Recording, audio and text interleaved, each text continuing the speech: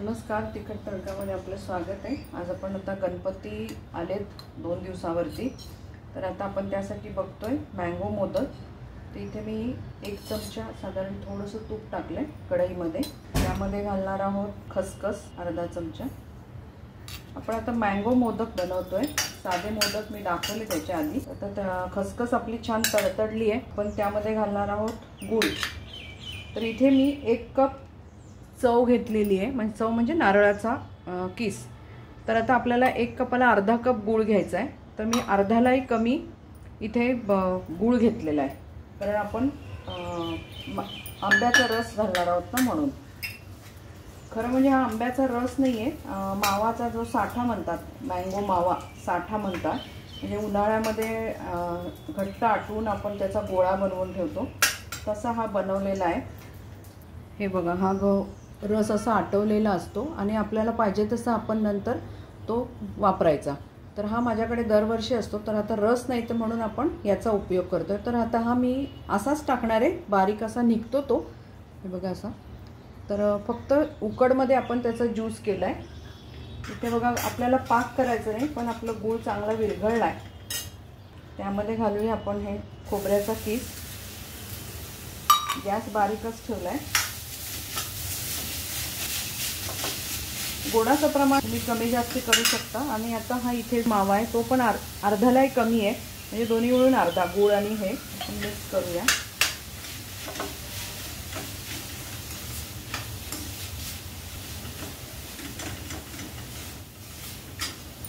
इथे आपलं सारण एकदम झटकन तयार झाले। अजून आपल्याला कोरडं नाही करायचं, काढून घेऊया। आता याच्यामध्ये केशर वेलची मी सिरप घालते। गॅस बंद केलाय। तुम्ही वेलची पूड किंवा जायफळ पूड वगैरे असं पण घालू शकता, पण आता हे आहेच माझ्याकडे म्हणून मी तेच वापरते। हे बघा,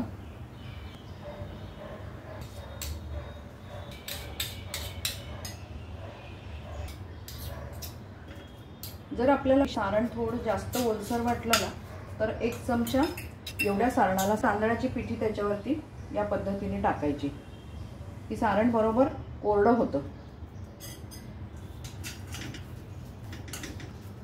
आपण सारण काढून घेऊया आणि उकड करायला घेऊ। तर इथे मी पॅन ठेवलाय। आपण 1 कप तांदळाच्या पिठाची उकड करणार आहोत। हा आपला कप, तुम्ही कुठलीही वाटी सेट करा।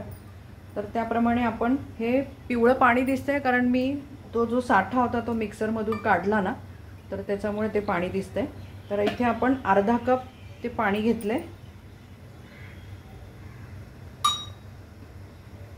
आणि हा आपला अर्धा कप मँगोचा पल्प आहे, तो आपण आता मिक्स करून घेऊया त्यामध्ये।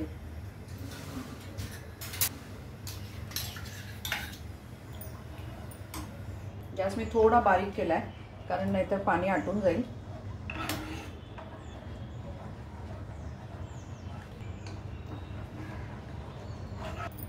आता आपण हे जे 1 कप तांदळाची पिठी घेतली आहे, ही मी घरी केलेली नाही आहे, ही केप्रची मी वापरते, पण ह्यानी मोदक खूप छान होतात।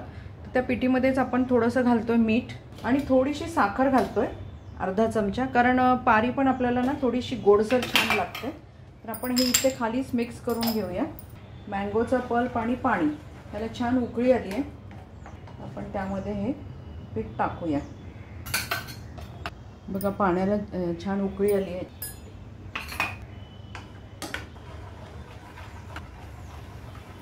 त्यामध्ये घालूया 1 चमचा तूप, जास्त घालायचं नाही। गॅस बंद करायचा बारीक आणि हे पीठ घालून घेऊ। हे फटाफट ढवळून घ्यायचं। गॅस आपला बारीकच आहे।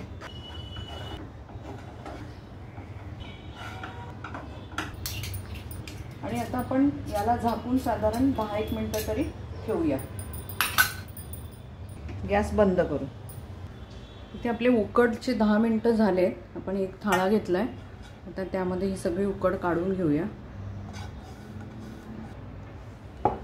आता कोंबट आहे, ही कोंबटमध्येच आपल्याला ती छान मळून घ्यायची आहे।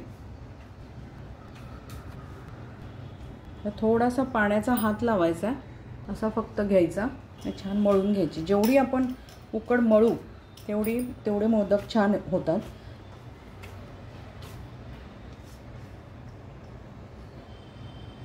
याच्यातच हे बघा मी पाणी घेतले, असा हात घ्यायचा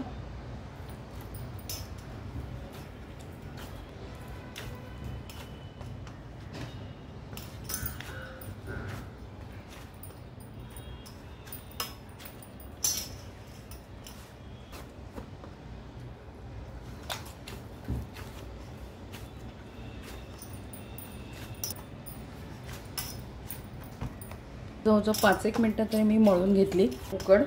तुम्ही जेवढी मळाल तेवढं चांगलं आहे.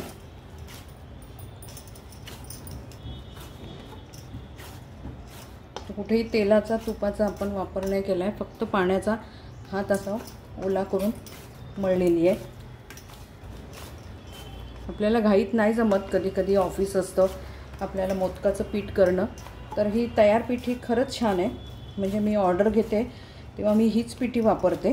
कोणी घरगुती करून पण आजकाल बरेच देणारे असतात, त्यांच्याकडनं पण तुम्ही घेऊ शकता, किंवा ही तर छानच आहे. हे बघा, नंतर असा गोल केला, कुठेही क्रॅक जात नाही आहे, म्हणजे आपली पिठी छान झाली. पिठी कशी चांगली झाली की नाही हे बघण्यासाठी परत एक गोळा घ्यायचा, हातात गोल करायचा आणि बघायचं आपण कुठेही चीर जात नाही आहे. हे बघा, आपण आता याच्या लाट्या करून घेऊ. आपल्याला किती मोदक करायचे ते केलेलं असलं की मग पटकन आपल्याला मोदक भरायला पण बरं पडतं. आपण याप्रमाणे सगळ्या लाट्या करून घेऊ.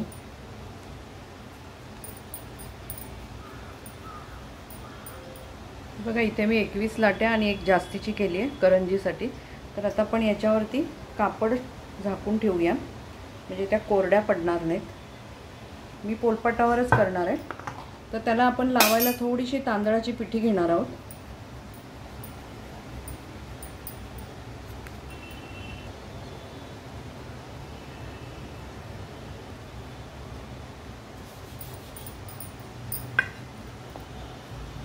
हाताने पण तुम्ही करू शकता पारी, पण जास्तीचे जेव्हा असतात तेव्हा हाताने करण्यापेक्षा आपल्याला हे छान पडतं.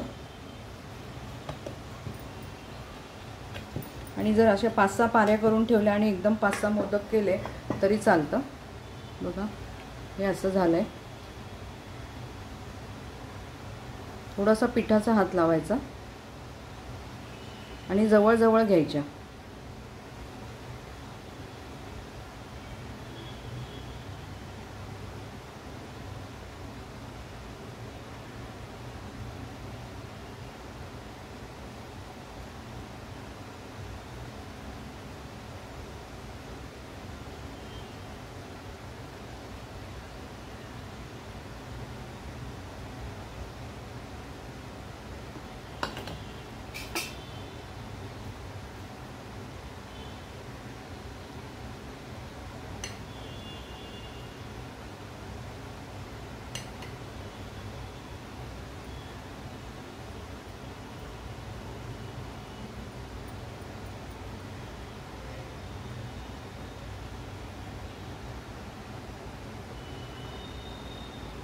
त्याचं नाक असं छानसं काढायचं, एक्स्ट्रा असेल ते पीठ काढून घ्यायचं.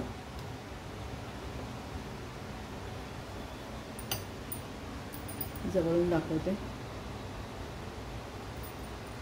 पण आता असेच सगळे मोदक करून घेऊया. मी 5-6 लाट्या करून घेते आणि मग आपण मोदक भरूया.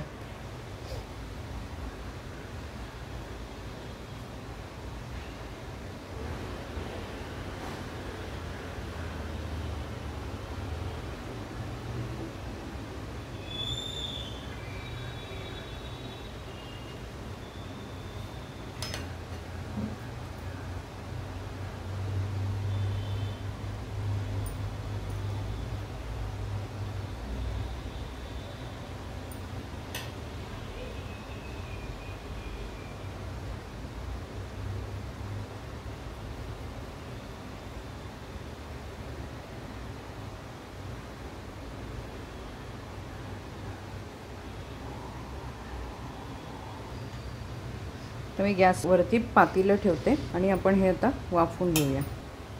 इथे आपण चाळणी घेतली आहे, चाळणीवरती आपण कापड ठेवूया. ओलं करून ठेवलं आहे मी हे, आणि आता आपण त्यामध्ये हे मोदक ठेवूया.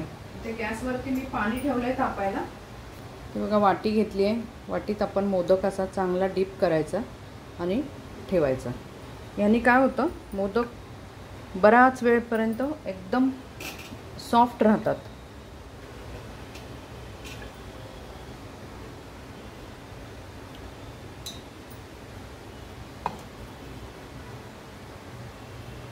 इथे बघा पाण्याला आपली छान उकळी आली आहे. त्यावर ठेवूया आपण ही चाळणी आणि चाळणीवर झाकूया ताट.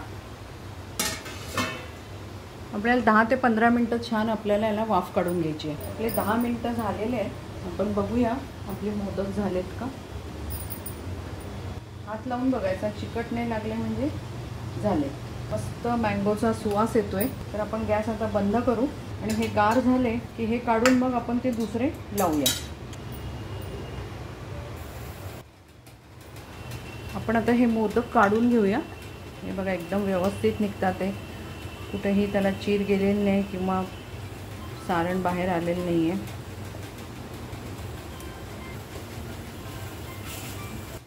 हे आता आपले जे उरलेले मोदक आहेत केलेले, हे आपण असेच पाण्यामध्ये डुबवून वाफेला ठेवूया.